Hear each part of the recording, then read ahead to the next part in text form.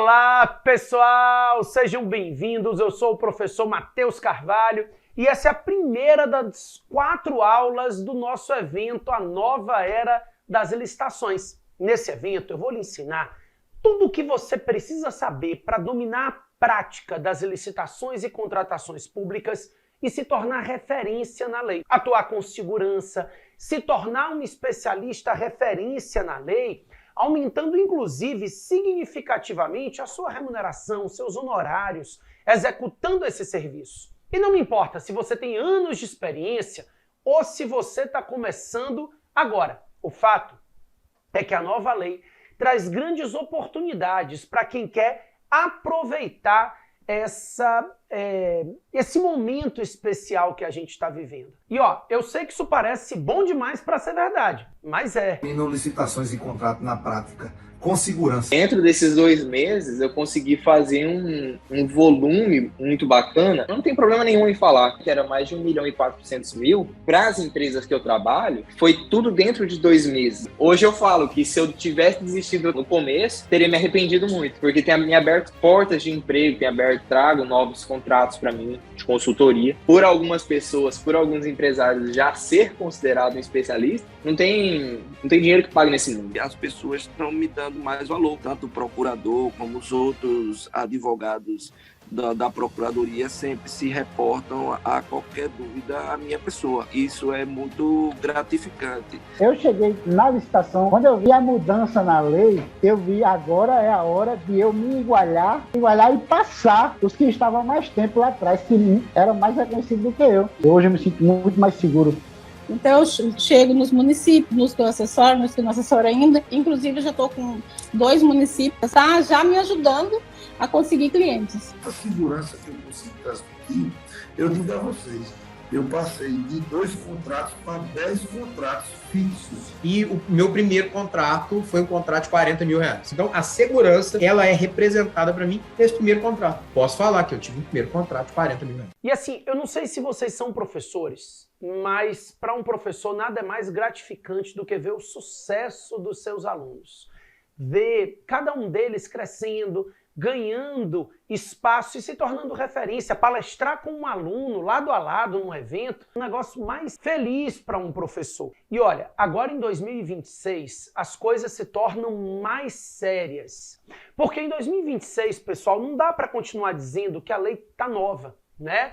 Como eu tenho dito para vocês, a lei de licitações já tem 5 anos de vida. Só que, embora ela não seja mais uma nova legislação para os órgãos de controle, para os aspectos jurídicos, para quem está na prática, é ainda muito nova e muito complexa. Então isso acaba aumentando o risco dessas pessoas, a insegurança dessas pessoas.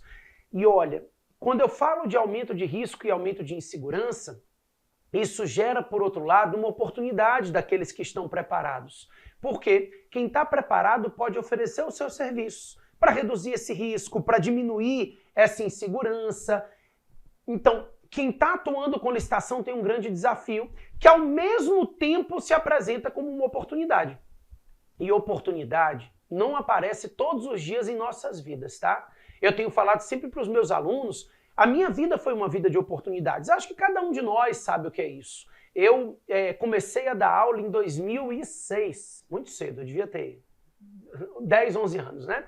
Mas eu comecei a dar aula de Direito Administrativo em 2006 e fui convidado pela editora para publicar um livro e eu achava que não estava preparado. E no momento que eu publiquei o livro, a minha vida mudou. Hoje, quando eu olho para trás, né, eu vejo as oportunidades que eu aproveitei. Não tive uma vida fácil. Meu pai morreu, eu tinha 11 anos de idade e eu tive que me virar sozinho, tá? Nunca tive um escritório na família, ninguém que fosse me dar um caminho para atuar como advogado, nada disso. Então, fui trilhando e aproveitando cada uma das oportunidades. Hoje, quando eu vejo cada oportunidade que eu aproveitei, em alguns momentos eu nem sabia que ela era uma oportunidade tão relevante que podia mudar a minha vida profissional. E mudou. Então, quando a gente olha para trás na trajetória, a gente vê o que a gente deixou de fazer e o que a gente fez, e isso é que molda nossa realidade. Né? A minha vida profissional hoje, graças a Deus, me deixa muito feliz com cada uma das oportunidades que eu soube aproveitar. Porque o trem passa e muitas vezes ele não volta mais, né? E nunca existiu um momento como esse que a gente está vendo hoje, em que a lei está no meio do caminho. Ela é velha para órgãos de controle, para quem está disposto a aplicar penalidade, mas ela é nova e complexa para quem está atuando com licitação. Ela tem uma complexidade que não consegue ser resolvida em 2 anos, 3, né? E não adianta vir com um monte de teoria. Esse ano a gente vai separar os amadores dos profissionais. E aí eu digo a vocês, quem é especialista, quem entende a matéria, conteúdo, prática, vai se tornar referência, vai conseguir se destacar. Porque essas pessoas, elas estão efetivamente preocupadas, quem está atuando com licitação, com seu tipo de responsabilização, com o tipo de risco. Gente, o artigo 178 da lei alterou o Código Penal, criando crimes, inclusive, com 8 anos de reclusão. Os tribunais de contas, os órgãos de controle, começaram a aplicar penalidades, multas. Se você der uma olhadinha e fizer uma pesquisa rápida, você vai ver que o impacto político, inclusive, dessas multas é muito grande, dessas penalizações. Então, quem quer atuar com segurança, quem quer fazer parte da geração de contratações seguras, precisa de verdade dominar a nova lei.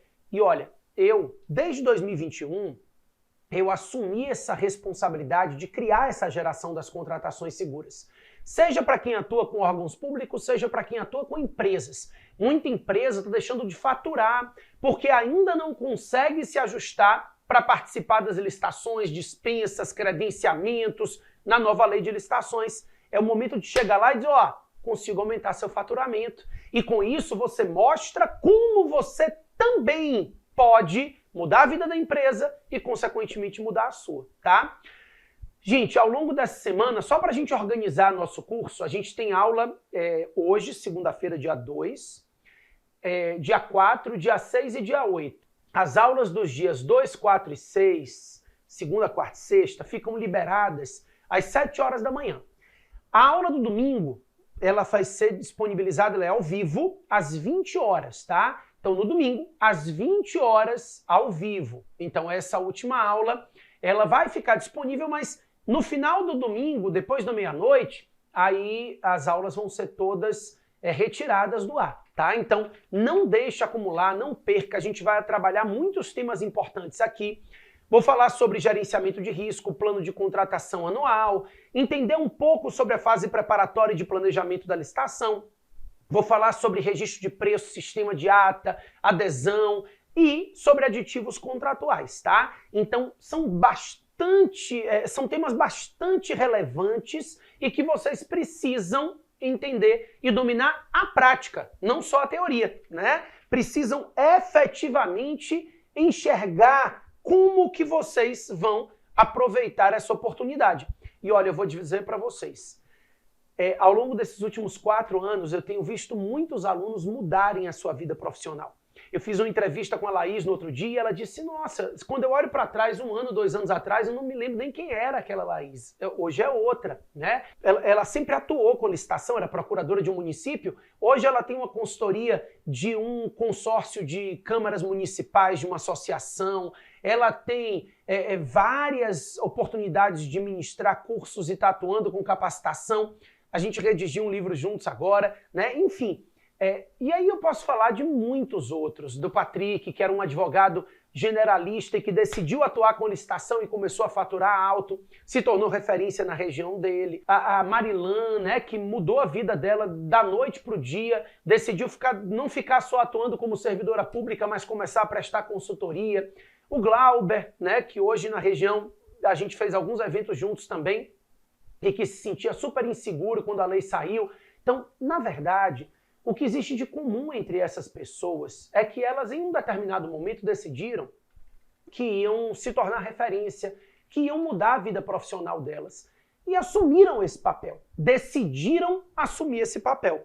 Então, a demanda, pessoal, é imensa, tá? A demanda para capacitações, a demanda para qualificação, a demanda para a implantação da nova lei, acreditem, ainda hoje para a implantação da nova lei. Então, a gente tem uma demanda muito grande, uma demanda, inclusive, para consultoria técnica, e tanto de empresas quanto de órgãos públicos. Se você aproveita essa demanda, você se torna referência. Porque o que eu tenho dito é isso.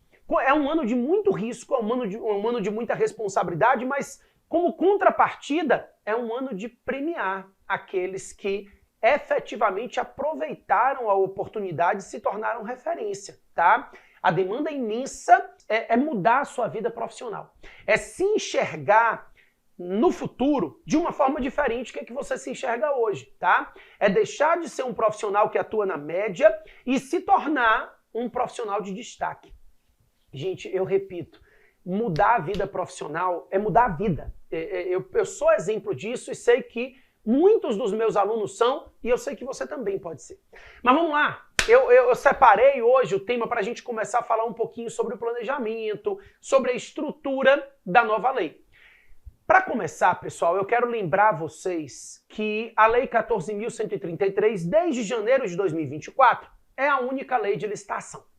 Ela prevê, para começar, o planejamento como um dos aspectos mais relevantes de novidade dela. Hoje a matéria é regulamentada também por decretos federais e INs que ajudam a gente a, inclusive, montar a estrutura do nosso órgão, tá? Muitos órgãos públicos dizem, eu já estou implantado na lei de licitação. Aí editou um normativo tratando de plano de contratação, outro de gerenciamento de risco, outro de ETP. Mas quem faz? Não parou para pensar nisso, né? Pois é. Então, primeiro ponto importante é os órgãos entenderem que eles precisam fazer uma reestruturação organizacional. E isso a maioria dos entes públicos, principalmente os municipais, não fizeram. Inclusive aqueles que implementaram a nova lei de licitação, regulamentaram cada um dos documentos, tem decreto tratando de ETP, de mapa de risco, mas não mudaram a estrutura do órgão. Tem a mesma organização administrativa e quer, com a mesma estrutura da lei velha, contratar na lei nova. E aí não funciona, né? Quem é que vai... O plano de contratação anual está super regulamentado, mas quem faz? Sei lá, deve ser a secretaria tal. Então, na verdade, isso tem que ser ajustado. Tá todo mundo tentando encaixar o círculo no quadrado, né? Não vai encaixar. Então, precisa ter uma regulamentação definindo os parâmetros. Então, por exemplo, só a título de exemplo, como é que funciona hoje aqui no governo federal? A gente faz a descentralização da parte técnica da licitação e a centralização da parte jurídica. Só exemplo mesmo, tá? Então, por exemplo, como é que funciona hoje uma fase preparatória de um procedimento licitatório? Você sabe. Primeiro é elaborado o documento de formalização de demanda e o estudo técnico preliminar. Esses são documentos técnicos. Depois vai ser feita a pesquisa de preço, né, estimativa orçamentária. Depois é elaborado o termo de referência. Eu estou falando bem rápido. Minuta de edital e de contrato. E tudo isso é encaminhado para o parecer jurídico. Pós-parecer, passa-se a fase externa do procedimento. O pregoeiro vai atuar. Mas essa fase preparatória, o que a gente vê muitas vezes acontecer? Quem vai fazer o ETP? A entrega para a mesma pessoa que fez o TR, né? E aí, pessoal, alguns princípios também são violados. A segregação de funções, a divisão de atividades, que além de ser um princípio que deve ser respeitado, não é só isso. Ela garante uma especialidade maior, uma melhor execução da atividade. E eu segrego as funções, né, divido as responsabilidades também. Não divido só a atribuição, eu também divido responsabilidade. Não dá para ter uma pessoa que fica responsável por todo o procedimento licitatório. Todo mundo tem isso, né? Eu entrei no órgão público, era assim também. Eu entrei no governo federal em 2006, comecei a dar aula e também me tornei procurador da Fazenda. E desde então eu só atuo com licitação, são 20 anos. Mas quando eu entrei também a gente tinha essa realidade. A senhora que fazia as licitações lá na época, a dona Francisca, ela fazia tudo. Não tinha TP, mas ela fazia demanda, ela mesmo pesquisava o preço, montava o TR, era tudo feito por ela. Absolutamente tudo. E normalmente aquelas pesquisas de preço que ela chamava o fornecedor dela, meu filho, me traga a sua proposta e mais duas, né? Hipoteticamente falando. Mas o fato, gente, é que essa estrutura ela precisa ser repensada no âmbito da nova lei. Então, como é que funciona hoje? Primeiro, o documento de formalização de demanda e o ETP, que são de responsabilidade do demandante. Então, eu preciso aqui dentro da PFN, vou dar o exemplo da PFN, tá? Da Procuradoria da Fazenda Nacional. A SRA é o órgão de licitação do MGI, do Ministério da Gestão e Inovação. Então, SRA significa Superintendência Regional de Administração. É como se fosse uma Secretaria de Administração no município, tá? É o nosso órgão de licitação. Então, ele recebe as demandas. Precisa comprar café. Aí a PFN diz assim, eu preciso comprar Procuradoria da Fazenda Nacional. Preciso comprar 10 mil quilos de café. 10 mil quilos. Aí monta o documento de demanda, o ETP, e manda para a SRA. Depois, a Receita Federal diz, eu preciso comprar 30 mil quilos de café. Monta o ETP, manda para a SRA. Depois, a Secretaria de Gestão diz, eu preciso de 20. Monta o ETP, manda para a SRA. A SRA recebe os estudos técnicos preliminares, faz a pesquisa de preço.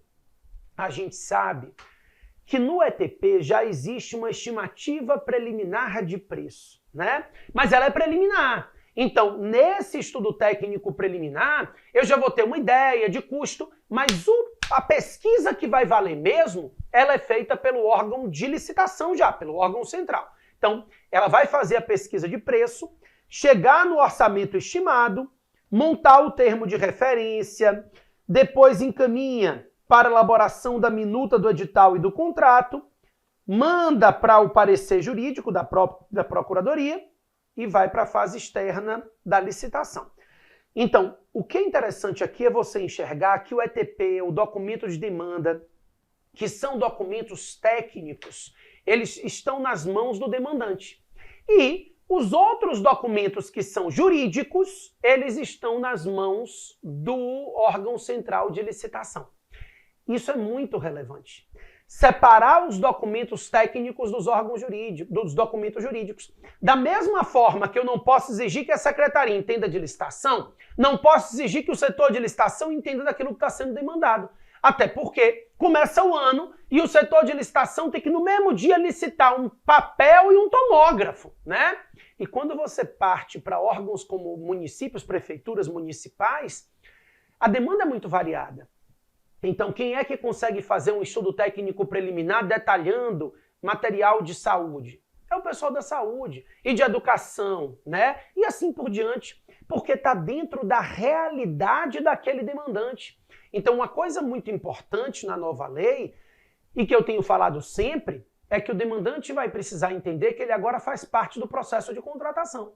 A gente passou a vida inteira tendo o demandante que achava que era um cliente que entrava no mercado, né? Quero caneta. Ponto. Aí chegava a caneta, porcaria de caneta que me mandaram. Não é mais assim. O demandante não é um cliente comprando. O demandante faz parte do processo de contratação. E se ele não consegue demandar com qualidade, ele não vai ter um item com qualidade.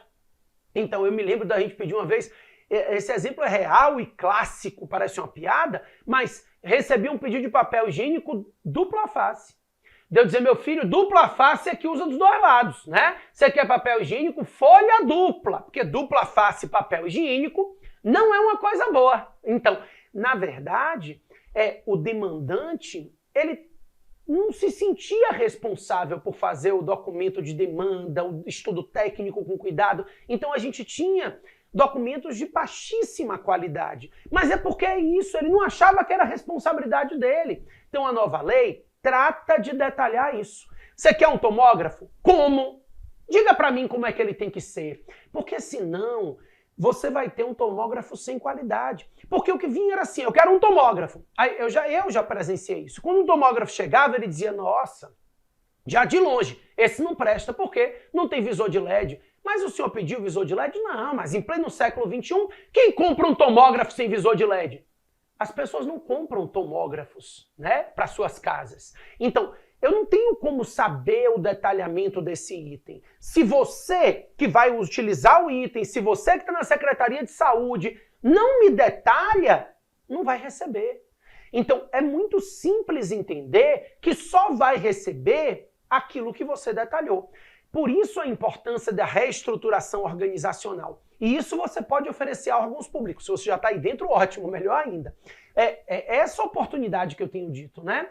Chegar com um portfólio e mostrar, gestor, vou ajustar suas contratações. Tá tudo errado. Vamos refazer para que as demandas cheguem com qualidade, para que o objeto depois chegue com qualidade. Isso é problema e oportunidade ao mesmo tempo. É o que eu estou falando. O que é problema para um é oportunidade para o outro. Meu avô dizia que uns choram, outros vendem lenço, né? Então, essa é a hora de vender os lenços. Essa é a hora de você conseguir mostrar como você consegue agregar ao seu cliente. Se o seu cliente é um órgão público, você agrega dando a ele segurança. Se o seu cliente é uma empresa, você agrega dando dinheiro, né? Dando aumento de faturamento. É isso que você precisa mostrar nesse momento para os seus clientes. Mas enfim, vamos lá. Fez a estrutura organizacional, montou, beleza. Agora, precisamos de planejamento.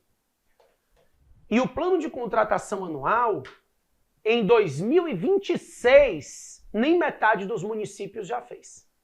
Então você diz, a lei não é nova não. Não é não. Mas depois de 5 anos, mais da metade dos municípios brasileiros não tem plano de contratação anual publicado no PNCP. E isso é um problema. É um problema porque chama atenção. O PNCP está aberto para todo mundo. Então, os seus erros podem decorrer de falta de planejamento e o cuidado do órgão de controle para quem não tem plano de contratação é redobrado, né? Os olhos estão ali condenando. Se você cometer erros porque não se planejou, a responsabilidade é sua e eu estou de olho. Então, a gente tem que ter cuidado com isso. O plano de contratação também parte de uma boa divisão de funções. Só para vocês entenderem, no âmbito federal, a matéria é regulamentada por um decreto. O decreto 10947 de 2022. Esse decreto, pessoal, ele regulamenta o plano de contratação em âmbito federal. Os estados e municípios podem seguir ele, mas a maioria tem feito a sua regulamentação mais ou menos copiando ele. Não tem problema. Eu vou dizer o que na minha concepção vale a pena mudar. Rapidinho. Então vamos lá. O plano de contratação se divide em 2 fases. Primeiro, os demandantes dizem o que precisam, depois ele é consolidado.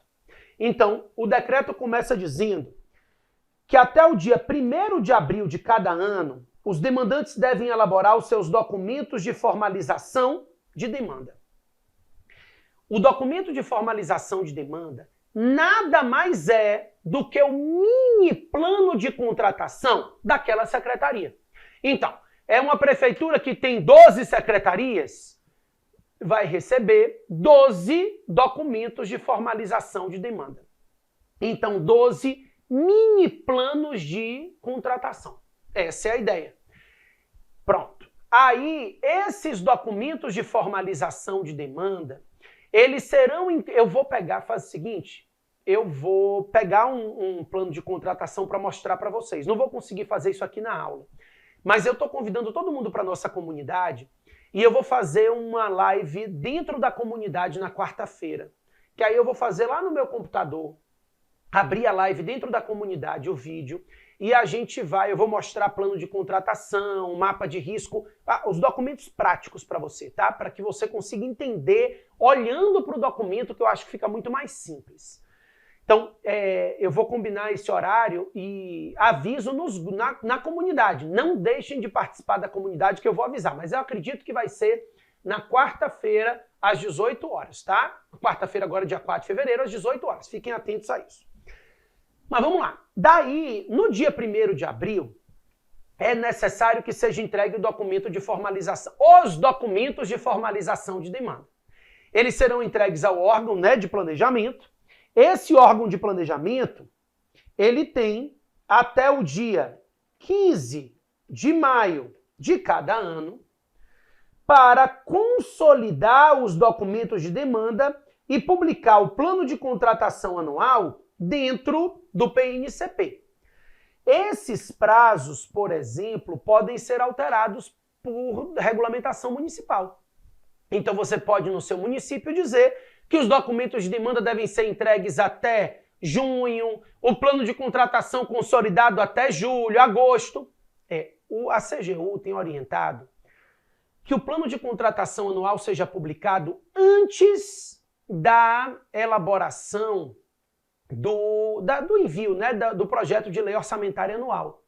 Porque o plano de contratação, ele auxilia na elaboração da lei orçamentária, do projeto de lei orçamentária. Então, o ideal é que esse plano de contratação esteja pronto, como normalmente a lei orçamentária, o projeto é enviado ali por setembro, antes disso já tenha sido publicado o PCA. Mas aí você pode, na sua regulamentação, estabelecer prazos diferentes do prazo do normativo federal. O que a gente tem visto, no entanto, são muitos municípios copiando essas datas e desrespeitando. Ou seja, eu crio uma regra, digo que eu tenho que publicar meu plano de contratação até maio, depois eu descumpro o regulamento que eu mesmo fiz. Então a gente tem que ter cuidado com isso.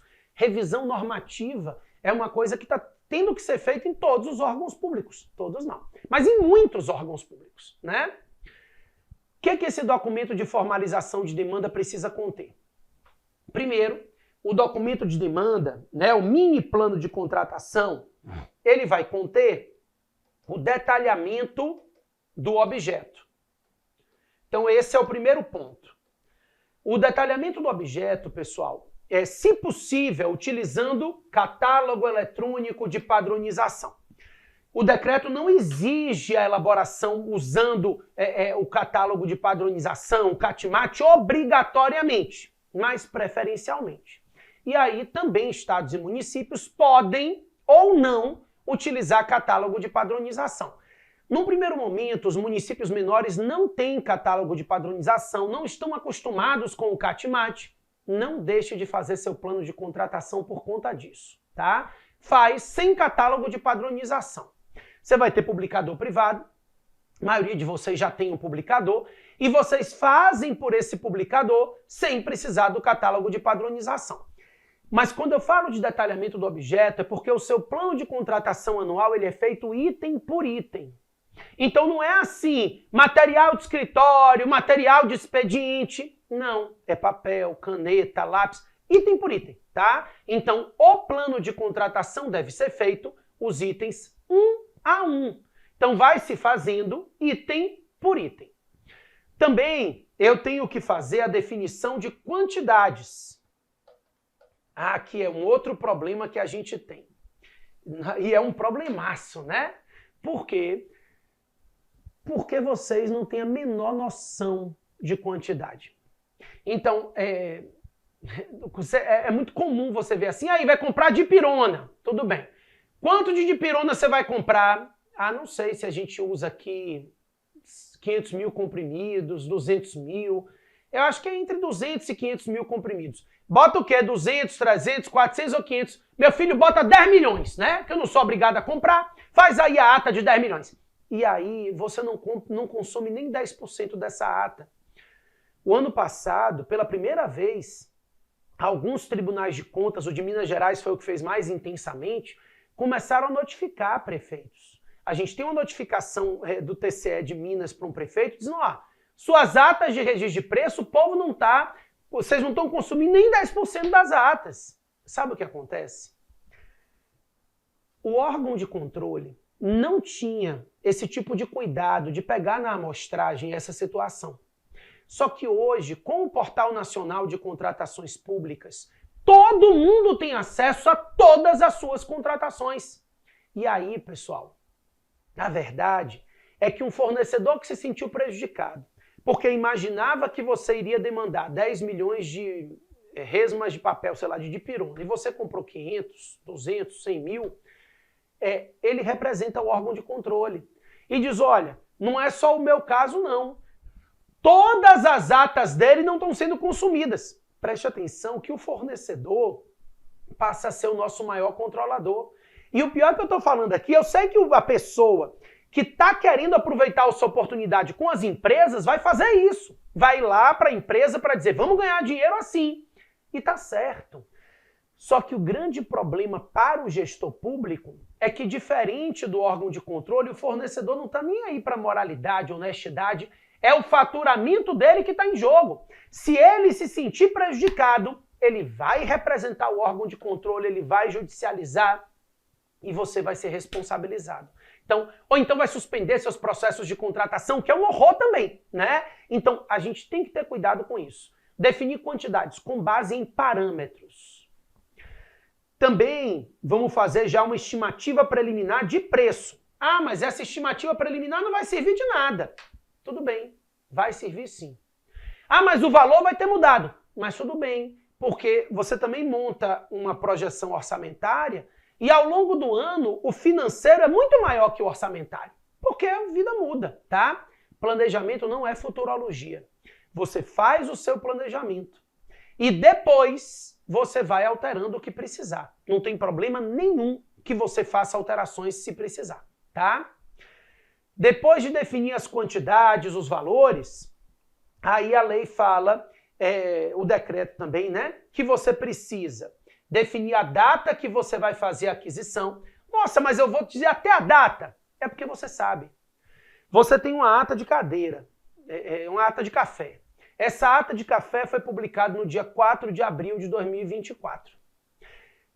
Em 4 de abril de 2025, você prorrogou a ata, porque pode, né? Você sabe que precisa de uma nova licitação quando? 4 de abril de 2026. Pronto. Mas você lembra disso quando? Dia 3 não, dia 5, né? Depois que a ata venceu. Então, na verdade, a gente sabe a data que a gente precisa desde o momento que começou lá. 1 ano atrás eu já sei qual é a data. Eu só preciso me planejar. A gente não faz bons planejamentos, não é por falta de informação, é por falta de costume mesmo. Então, vai informar qual é a data que você pretende, que precisa contratar aquele item. Depois disso, você vai informar o grau de prioridades, não funciona muito bem, o povo bota tudo prioridade alta. E você vai definir ainda se é uma nova licitação ou se vai ser a renovação, a prorrogação do que você já tem, né? Vai prorrogar a ata, prorrogar o contrato ou vai licitar de novo? Então, é o momento de você dizer isso, ok? Daí, pessoal, esses documentos de demanda são encaminhados para serem consolidados em um plano de contratação anual. Então, o plano de contratação anual, ele é a consolidação daquilo que você já finalizou, né? Então, depois que você finaliza tudo, aí você consolida esse plano de contratação anual. Então, ele já é a consolidação dos documentos de formalização de demanda. Então, todos os DFDs são entregues de todas as secretarias e você consolida num plano de contratação anual. Deixa eu te falar uma coisa, rapidamente. Quando você pega aqui e coloca plano de contratação anual, você consegue, deixa eu ver se eu acho um aqui rapidinho para mostrar a vocês, a título de exemplo, para que você consiga ver, mas o que eu quero que você entenda é que dentro do PNCP, você consegue pegar todos os planos de contratação que você precise, tá? Então, a título de exemplo, deixa eu colocar aqui para você ver. Então, aumentar também um pouco. Pronto. Então, quando eu chego aqui no plano de contratação, eu tenho, por exemplo, água mineral natural, tá aqui, tá vendo? Então, eu vou colocar o número da UASG, que é a unidade gestora, o número do item material de consumo, esse código aqui é o CATMAT, Catálogo Eletrônico de Padronização. Daí a despesa somente para vincular a necessidade orçamentária, qual é o valor estimado, tem participação de recurso externo, o grau de prioridade, a data que pretende contratar e se é renovação de contrato. Isso se repete, tá? Material, depois serviços, só para você ver aqui, serviços, e depois, e assim sucessivamente. Se você abrir isso dentro do PNCP, você consegue acessar todos. Só a título de exemplo também, eu estou abrindo o Portal Nacional de Contratações Públicas aqui, ó. Abri o PNCP. Sem entrar com Gov, sem nada. Abri o pncp.gov.br. Só isso que eu botei. Portal Nacional de Contratações Públicas. Aqui nessa primeira aba de azul, de quadradinho, eu tenho o plano de contratação anual. Se eu clicar aqui, eu consigo acessar o plano de quem eu quiser. Então, eu posso botar o órgão que eu quiser aqui, tá? E filtrar. Mas vou pegar o primeiro que eu estou vendo aqui, município de Itapipoca. Ó. O município de Itapipoca atualizou o plano dele, ó, 491 milhões é o que ele está pretendendo gastar. Aqui eu tenho a Prefeitura Municipal de Itapipoca, o valor total estimado, a quantidade de itens. Se eu clicar nesse baixar arquivo que você está vendo aqui, que eu estou mostrando, eu consigo baixar o plano de contratação detalhado. Ou seja, todo mundo tem acesso a absolutamente todo o plano. A absolutamente tudo que se faz. É daí o cuidado especial que você tem que ter com esse planejamento, tá? Um outro ponto importante que as pessoas têm dificuldade é o gerenciamento de risco. A elaboração do mapa de risco, tá? Eu não estou falando da matriz de alocação de riscos, aquela que existe em poucas contratações. Estou falando do mapa de risco, que teoricamente é um documento que tem que estar presente em todos os procedimentos licitatórios. Mapear os problemas que essa contratação pode ter. Porque no momento que eu mapeio esses problemas, eu já imagino soluções para esses problemas. Então, quando eu faço um mapeamento de risco, eu consigo pensar o meu contrato antes do contrato ser celebrado. Eu vou pegar um mapa de risco e trazer para vocês na quarta-feira, na nossa live na comunidade, 6 horas da tarde. Vocês estão convidados, tá? Todo mundo. Eu vou botar nos grupos de WhatsApp que vocês estão e vou colocar na comunidade também, tá? Para convidar vocês lá a participarem. Que, aliás, quem não está na comunidade ainda, você consegue clicar aí na aula. Qualquer dúvida, manda mensagem para o pessoal do grupo que eles conseguem colocar vocês na comunidade. Mas, enfim, o que eu ia dizendo para vocês nessa estrutura do planejamento de risco, você consegue enxergar os problemas que aquela contratação pode vir a ter. E com isso você evita que esses problemas se repitam. É porque a verdade, pessoal, é que nossas contratações são as mesmas. 90% delas, mais de 90%, são as mesmas de um ano para o outro. Não mudam.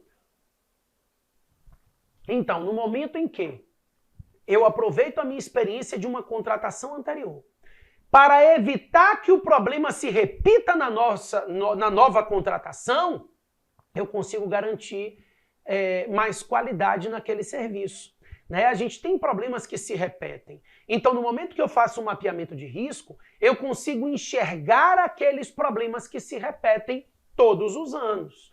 Então, nesse mapeamento de risco, eu preciso mapear os problemas que ocorrem nas 3 grandes etapas do procedimento licitatório. É porque o TCU fala que o procedimento licitatório se divide num metaprocesso que tem 3 etapas. A fase de planejamento, que é a fase preparatória.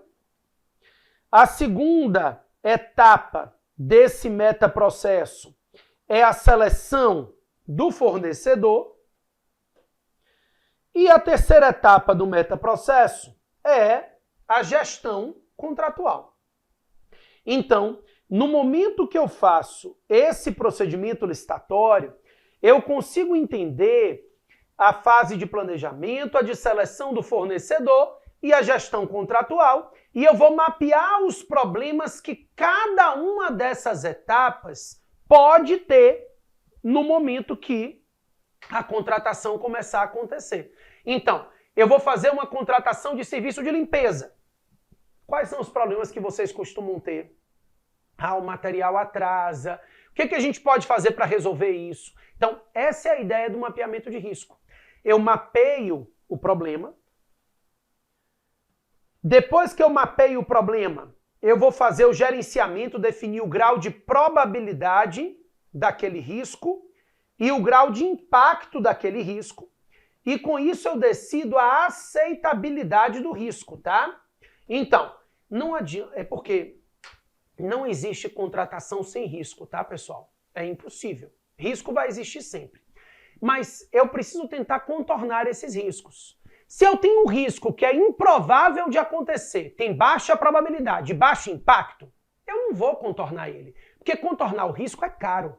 Então, às vezes, algum risco eu vou ter que aceitar e viver com ele. E aí eu vou pensar nas medidas de prevenção e nas medidas para conter aquele problema. Isso é o mapeamento do risco. É um documento que é feito antes do início do procedimento licitatório. Esse mapa de risco costuma ser anexo ao ETP, inclusive porque ele vai auxiliar na elaboração do estudo técnico preliminar para escolher a melhor técnica possível. Né? Então, na hora da escolha da melhor técnica, eu vou tomar por base os riscos e problemas que foram mapeados. E aí eu digo, esse estudo técnico preliminar precisa contratar um serviço de limpeza, vamos contratar o serviço separado do material. Peraí, não sei se essa é a melhor solução. Porque quando a gente contrata o serviço separado do material e faz uma licitação para comprar material de limpeza, a gente divide em vários itens, ganham muitas empresas e muitas não trazem o material. Aquela que ganhou só a bucha não traz a bucha. E aí você fica a vida inteira com um problema na sua cabeça. Então, dentro dessa lógica, talvez seja melhor contratar material e mão de obra juntos. Ou seja, eu começo a pensar nas soluções técnicas porque eu já mapeei os problemas que eu conheço naquele tipo de contratação, né? Isso é o que a gente chama de governança, é você ter o controle dos seus contratos, planejando, enxergando os problemas, antevendo esses problemas para solucioná-los. Pessoal, quarta-feira a gente vai entrar no mapa de risco na prática, né? Eu acho que o conhecimento prático sempre vale muito mais, então vou trazer alguns documentos, alguns modelos e vou deixar esses modelos na comunidade. Esse modelo de plano de contratação anual que eu mostrei aqui, eu posso colocar para vocês na comunidade também. Embora eu acho que plano de contratação vocês acham no PNCP com muita facilidade, mas eu vou colocar a título de exemplo para vocês verem como é que não é um bicho de 7 cabeças o plano de contratação, para quem domina, né? Para quem entende a prática. Daí, montado esse gerenciamento de risco, obviamente depois que o planejamento já tinha sido feito, aí vai ser feito o estudo técnico preliminar. Esse estudo técnico preliminar é regulamentado hoje pela IN 57 de 2022. O documento tem como principal fundamento encontrar a melhor solução técnica para atender a demanda da administração. Então a administração tem uma demanda, né? Essa demanda é apresentada e depois que a demanda é apresentada, eu preciso encontrar a melhor solução técnica para atender aquela demanda. Então, preciso de veículo para deslocar os servidores para tais atividades. Qual a melhor solução técnica? Vamos comprar veículo? Vamos alugar veículo? Então, muda, tá? De um órgão para o outro, numa época para outra. Quando eu entrei na Procuradoria, em 2006, a gente comprava veículos. Era um inferno, porque os contratos de manutenção de veículos, vocês sabem como são, né? A gente era roubado. Chegava um monte de coisa, tinha um diabo de uma Palio Weekend, que o povo botava tanta coisa para consertar e a gente não tinha controle. Enfim, sempre foi muito difícil para a gente. E era muito caro esses contratos de manutenção, essas manutenções em geral. Os veículos iam ficando velhos, a gente não conseguia comprar novos, porque não tinha orçamento. O inferno resolveu-se em 2013. Em 2013 a gente parou de comprar veículo e substituiu-se por contrato de locação de veículo. A demanda é a mesma e a solução mudou para atender a mesma demanda, tá? Começou-se a fazer locação de veículo, a empresa locadora era responsável pela manutenção do veículo e tudo mais, estava ótimo. Em 2020, começou-se a usar muito pouco os veículos da Procuradoria, porque os processos que tinham que vir em carga todo dia ficaram eletrônicos, as audiências que os servidores, procuradores tinham que começar a diminuir, e aí, diante do pouco uso, substituiu-se o contrato de locação de veículo por Taxigov. Eu não estou dizendo que nenhum é melhor do que o outro. Eu estou lhe dizendo que 3 soluções para atender a mesma demanda. E essas soluções foram variando de acordo com a realidade de cada momento da procuradoria, tá? Taxigov lá, quando se usava veículo 2, 3, 4, 5 vezes no dia, ia ser uma fortuna. Hoje é melhor para a administração mais econômica ou mais eficiente. Então, pensar a melhor solução é realmente algo que tem que ser feito por quem está demandando. É aquilo que a gente está conversando. Que eu não tenho como entregar esse documento técnico para quem está fazendo a licitação. Mas é porque as pessoas não entendem a importância dos documentos. É muito comum dizer, cadê aquele processo que estava vindo? Calma, doutor, já está chegando. Só falta o ETP. Ou seja, não entendeu nada, né? Na verdade, o ETP é o início de tudo para eu chegar na solução e decidir o que é que eu vou contratar. Daí vai ser feita a pesquisa de preço. Claro, o ETP tem vários outros requisitos e detalhes, inclusive a estimativa preliminar do preço. Então, todo esse detalhamento do ETP aqui vai ser feito. Daí é feita a pesquisa de preço, né? Também tem que se ter bastante cuidado. A IN 65 de 2021, ela pede que se priorizem as pesquisas perante órgãos públicos. Que a pesquisa seja feita tentando buscar como prioridade contratações anteriores do poder público, bancos de preço, ao invés de priorizar a cotação com fornecedores. Até porque é a raposa tomando conta do galinheiro. O fornecedor, ele tem interesse em aumentar o preço para ganhar licitação com sobrepreço, né? Então, a lógica aqui é que essa pesquisa de preço vai seguir a busca por parâmetros públicos em critérios prioritários e tudo mais. Também um tema que merece um aprofundamento e um cuidado. Depois vai ser montado o termo de referência. Aí em 81 regulamenta as regras do termo de referência, na qual se faz a solução jurídica, né? Eu já defini a solução técnica e agora eu vou detalhar o objeto e definir o modo de licitar. Daí vai ser elaborada a minuta do edital e a minuta do contrato. E, por fim, a elaboração do parecer jurídico.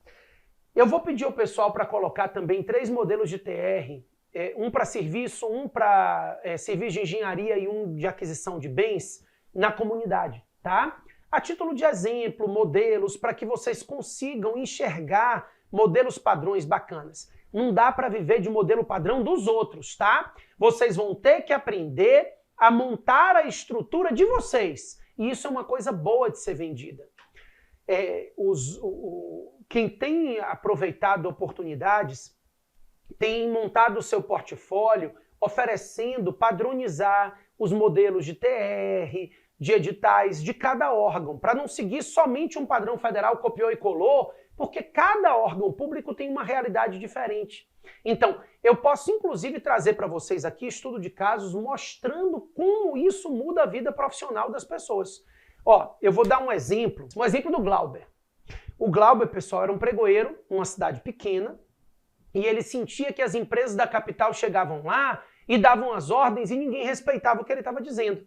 Começou a fazer parte da geração de contratações seguras. O prefeito passou a confiar nele e virou referência na região. Ele é professor do nosso projeto, referência. Hoje eu palestro com ele e ele está lá, fechando contratos, montando os padrões, reorganizando a estrutura de cada ente. Ele é o exemplo de quem mudou a vida profissional. A Jeane do Rio de Janeiro, formada, não sabia nada de licitação, caiu de paraquedas no setor de licitação.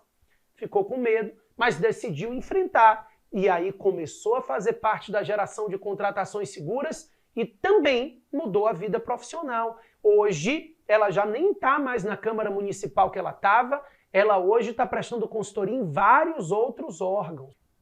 O exemplo do Guido, né? Que é advogado de empresa. O Guido é outro caminho já que ele foi. Decidiu atuar para as empresas e tem faturado alto com as empresas. O Patrick era um advogado genérico e decidiu focar em licitações e contratos. E aí ele fechou um portfólio, fechou vários contratos em menos de 2, 3 meses. Sabe o que essas pessoas têm em comum? Elas decidiram apostar nelas e mudar a vida profissional delas. Essa é a característica em comum dessas pessoas. São pessoas que mudaram a vida profissional porque tiveram atitude. Ser especialista não é quem tem mais dinheiro, não é quem tem mais atitude. Eles decidiram, mesmo com medo naquele momento, que eles iam dar uma guinada na vida profissional deles. E é isso que é a característica em comum deles. Todos eles decidiram investir em si mesmos, tempo, dinheiro, paciência, e acreditaram nisso. E começaram a atuar. Alguns desses que eu falei, quando começaram a estudar, como a Jeane, o intuito era evitar a responsabilização própria, tá? Mas depois começaram a enxergar que isso é uma grande oportunidade. E começou a oferecer o seu próprio serviço para outros entes. Pessoal, a gente tem visto que os órgãos de controle começaram a ficar mais em cima desse tipo de problema. Eu pedi pro pessoal para separar problemas do ano passado, eles me trouxeram tantos slides que eu parei. Mas, aqui a gente teve um exemplo do TCE do Espírito Santo, que determinou a suspensão de contratações públicas de um consórcio. Minas Gerais, a gente teve aplicação de multa. O ex-prefeito, R$10 mil, a secretária de saúde, R$5 mil. E não é só 10 ou 5 mil reais. A sua imagem política, o seu CPF, né? Então, esse tipo de responsabilização tem se repetido e esses problemas, eles geram um desgaste muito grande para o cidadão ali, o sujeito honesto, né? Então, esse medo de responsabilização, ele acaba gerando essa grande oportunidade para aqueles que dominam a lei. Por quê? Você começa a mostrar para esse gestor que você pode dar a ele a segurança que ele precisa. Eu comecei recentemente um quadro no meu Instagram, toda terça-feira, 20 horas, que é o quadro Caso Concreto. Eu sento com um aluno, com um professor, com um servidor, para debater um caso concreto. E o primeiro, por exemplo, eu e a Patrícia, a gente analisou um caso concreto de uma situação que gerou uma multa de R$50 mil, tá? Uma multa de R$50 mil fora devolução de ressarcimento ao erário. Nesses casos, pessoal, eu não vi nenhum indício de corrupção. Até agora, os 2, 3 casos que eu já peguei, nenhum tinha indício de corrupção. Erro, problemas de má estruturação, né? Uma segregação mal feita, mas muitos deles gerando dano ao erário. E é difícil evitar responsabilidades quando há dano ao erário. E a grande diferença é que todo mundo já sabe a teoria, ou pelo menos já estudou a teoria. É improvável que eu tenha pessoas aqui que trabalhem com licitação que nunca tenham feito um curso de licitação, mas normalmente aprendem a teoria. E aí, quando chega na prática, não sabem o que fazer. Já me deparei com gestor público e diz, já me explicaram tudo sobre plano de contratação anual, mas eu não consigo fazer. E eu digo, porque é o seguinte, você vai ter que fazer separado, mandar para o publicador. É o publicador que alimenta o PNCP, você não pode alimentar o PNCP diretamente. As opções de publicadores são essas. Quem é a sua plataforma de pregão eletrônico? A minha plataforma é a plataforma privada X. Pronto. Você não quer usar o compras.gov? Pois eu estava tentando usar o Compras do Gov do governo federal. Mas aí no compras.gov você só pode fazer plano de contratação se você tiver CAT-MAT. Então é melhor pegar um publicador privado. São detalhes práticos que você precisa dominar. Não adianta você entender toda a teoria se você não consegue colocá-la na prática para solucionar o problema do seu cliente. Então essa é a grande diferença entre quem domina e quem não domina. É aquele sujeito que estudou, mas continua inseguro, porque ele não tem prática. Olha, por isso que a gente aqui dentro do especialista, a gente cria comunidade, para dividir a prática com todo mundo. Mostrar os problemas, ele diz, não estou conseguindo publicar. Aí eu vou lá na comunidade e digo, qual é o seu publicador? Qual é a sua plataforma? Vamos fazer de tal forma, vamos fazer isso, fazer aquilo. É isso. Professor, agora eu estou tendo um problema com o orçamentário. Tá, mas espera aí. Seu problema com o orçamentário é por quê? O plano de contratação anual não está casando com ele? Então, são detalhes práticos que o sujeito só vai entender no dia a dia. E por isso que a gente precisa estar próximo de pessoas que entendem esse dia a dia. Porque a gente troca experiência. E aí a gente conhece de verdade. E aí você começa a se portar como especialista e aproveitar as oportunidades. Esse é um momento muito especial. A demanda é imensa e a oferta é minúscula. Nós temos muitos demandantes do seu serviço. Ó, só no Brasil são 5.600 municípios. Multiplica isso por 2, porque aí tem prefeitura e câmara municipal. Chegamos em 12, 13 mil. Considere os órgãos estaduais, federais, as autarquias. São milhares, mais de centenas de milhares de órgãos públicos que estão precisando de auxílio. Empresa, nem se fala, são milhões de empresas, né? Então, é uma oportunidade fora do normal. E às vezes, pessoal, a gente deixa de aproveitar uma oportunidade que pode mudar a nossa vida profissional daqui para frente, sem notar, tá? Não deixe passar a oportunidade de você se tornar referência, de você poder olhar para trás e dizer, nossa, minha vida era tão diferente, hoje eu realmente sou referência, sou reconhecido. Você vai começar 2026. Você quer começar 2026 pensando numa vida diferente? É isso.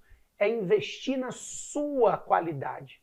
É investir no seu crescimento profissional. Então, 2026 vai ser um ano diferente. É um ano de você mudar a sua vida profissional. Pessoal, eu trouxe alguns casos concretos. No outro dia eu estava conversando com o Sérgio, um aluno que faturou R$200 mil no primeiro contrato que ele fechou. Depois que ele decidiu mudar a vida profissional dele, tá? A nova lei, ela é um problema. Porque ela já não é mais nova, como eu acabei de dizer para vocês. Mas ela ainda é complexa para todo mundo. Para muita gente. Então, aqui, eu valorizo demais quem domina ela, justamente porque as pessoas estão se sentindo perdidas. Eu sempre digo que em terra de cego, quem tem um olho é rei, né? E a lei de licitações, a 14133, ainda é terra de cego. A demanda por capacitação, por qualificação, por revisão da normativa, por reorganização estrutural é imensa. Pessoal, ó para mim, quem já está nos entes públicos não precisa se contentar só com essa remuneração. Você primeiro pode se tornar referência lá dentro, passar a ser respeitado, passar a ser ouvido, e você ainda pode extrapolar isso e começar a prestar serviço em outros órgãos e ganhar muito mais dentro do seu próprio órgão. Quando você começa a ser valorizado, você começa a ser chamado a ocupar posições estratégicas. E é assim que a vida profissional da gente vai mudando, tá? Quem chegou agora precisa começar a dominar rápido, senão vai perder o tempo, vai perder o timing, efetivamente. E olha, são momentos específicos de oportunidade que mudam a vida da gente. Como eu disse, alguns entraram agora no órgão público, outros saíram agora que tem oportunidade de começar a ganhar dinheiro. Deixar de ser um profissional que está ali na média e se tornar referência, se tornar reconhecido de verdade. Ó, na aula de hoje a gente falou um pouquinho sobre responsabilização, sobre plano de contratação anual, gerenciamento de risco. Eu prometi que na quarta-feira na comunidade a gente aprofunda um pouco mais nisso. É muito conteúdo e parece complexo, até é mesmo, tá? Mas a gente vai simplificar porque a gente vai trazer o conteúdo de forma prática, fazendo com que você consiga chegar lá, para você poder se tornar um especialista referência, tá bom? Primeiro, é fundamental que você entenda o conteúdo, entenda a importância dele para que isso aterrisse, para depois você aprofundar mais, tá certo? A gente vai continuar aqui ao longo dessas aulas. A gente ainda tem aula quarta, sexta e domingo, não se esqueçam. Vamos tratar sobre e aí é uma aula super importante, né? Falando sobre ata de registro de preços, detalhamentos, adesões à ata, cuidado na gestão da ata, também gestão de contrato, aditivo contratual, tudo isso. Vou te pedir para você entrar na comunidade. Venha participar da comunidade porque isso é muito importante. Vai lá, a gente deixou um exercíciozinho lá. Qual foi o conhecimento que você teve nessa aula, as principais dúvidas, me conta o que é que você achou dessa aula, tá certo? Pessoal, nas próximas aulas a gente ainda vai trabalhar tudo isso que eu falei para vocês. A gente ainda vai ter aula no domingo, ao vivo, às 20 horas, trabalhando temas importantes também, pontos cegos, detalhes que você precisa saber para dominar a lei de licitações. Grande abraço, te espero na próxima aula, tá? Aliás, te espero na comunidade antes. Valeu! Hoje eu me sinto mais segura, bem mais segura. Hoje eu tenho mais segurança. Você se sente seguro em dar resposta ali. E dá essa segurança. Muito segura. Eu estou sentindo segurança. A gente vai sentindo essa segurança. Se alguém pergunta assim, o que você é, hoje eu falo, sou especialista em licitações e contratos. Está crescendo cada vez mais essa segurança. Hoje eu me sinto muito mais seguro. Da insegurança virou segurança, né? Então me deu segurança total, se tornando ali referência para aquelas pessoas. Então você acaba recebendo mais indicações, você acaba sendo mais procurada. Profissionalmente é um horizonte que se abre muito grande. E hoje eu posso dizer, hoje tem segurança no que está fazendo, o que está falando, como fala, toda essa dinâmica.